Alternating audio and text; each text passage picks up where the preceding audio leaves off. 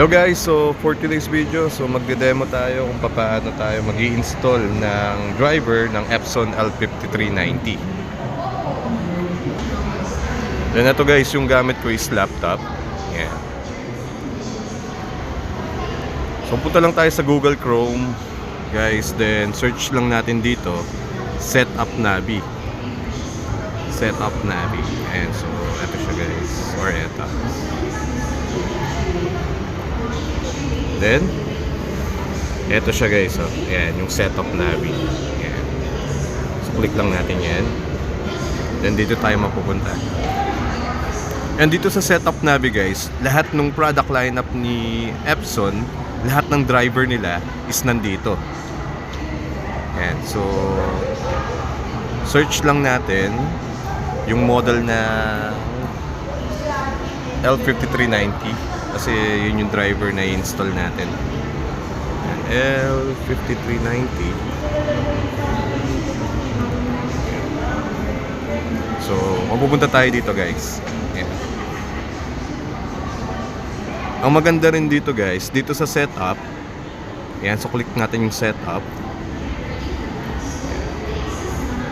So, nandito rin yung guide kung paano natin i-set up yung mismong printer. Ayan, see how to set up. Then, click natin tong download kung gusto nating ma-download yung pinaka-driver nung printer. Ayan, so click lang natin tong download.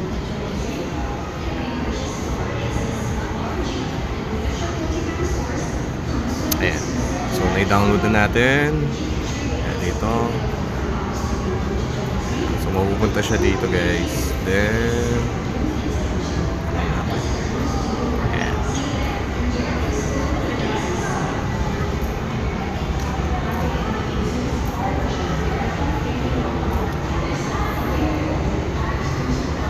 ito dapat yung lalabas guys once na may download. Ito guys, so yung connector niya na USB, so hindi ko muna siya kinonect, so mamaya na.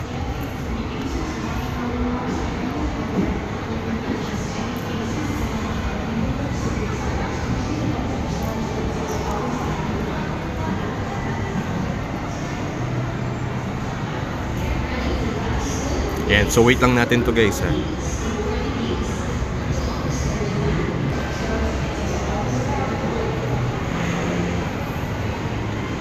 Ayan guys, so okay na yung kanina. Then check natin to guys yeah. Ito. Yeah. So dito yung license agreement. So okay lang natin to guys. Then guys, so accept lang natin to. Ayan. Ayan. Then yes lang natin.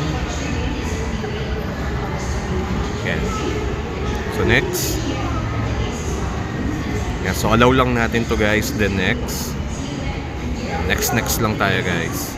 Ayan. So dito, have you finished filling all of the tanks? So check lang natin to guys kung halimbawang na setup nyo na yung pinaka printer nyo at nailagay nyo na yung ink. Then next lang. Ayan.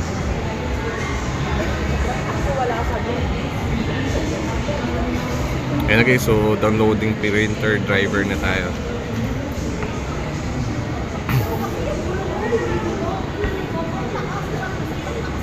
Ayan, so wait lang uli natin.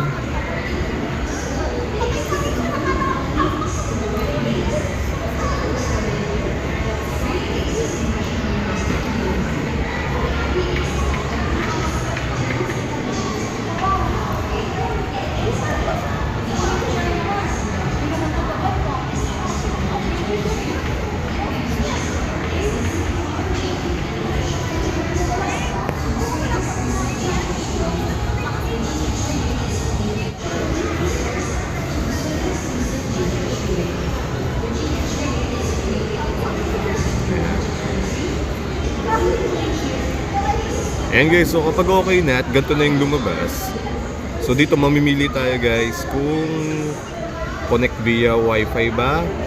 Ayan, kung naka naka-LAN or ito yung pinaka USB cable. So yun yung ko-connect natin ngayon. So yun nakaganto siya guys.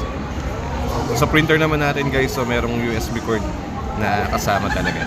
So i-connect lang natin to sa laptop natin. Yan. Connect ko lang. Ayan guys, so connect ko muna yung USB cable dito sa laptop. Then select natin to guys. Ayan, connect via USB cable. Then next.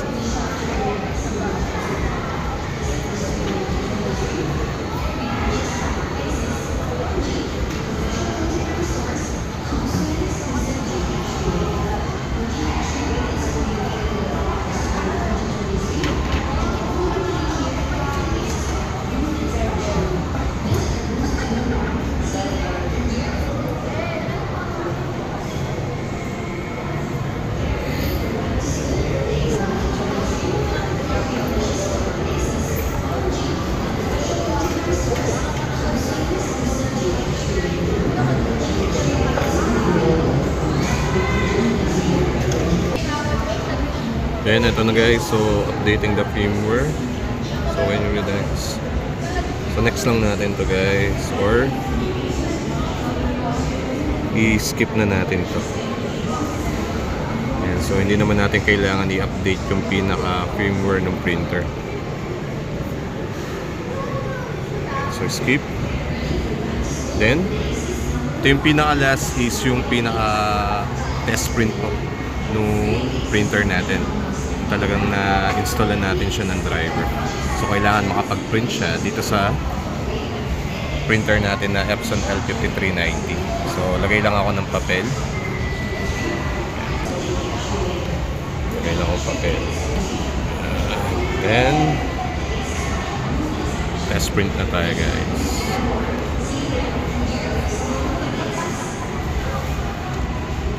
So yan na guys, so printing.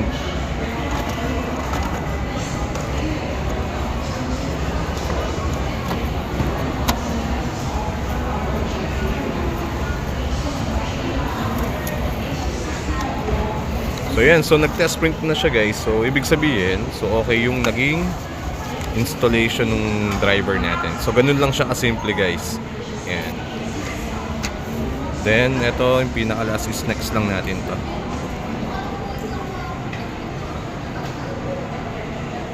Skip lang natin to guys. Yan. Start yan.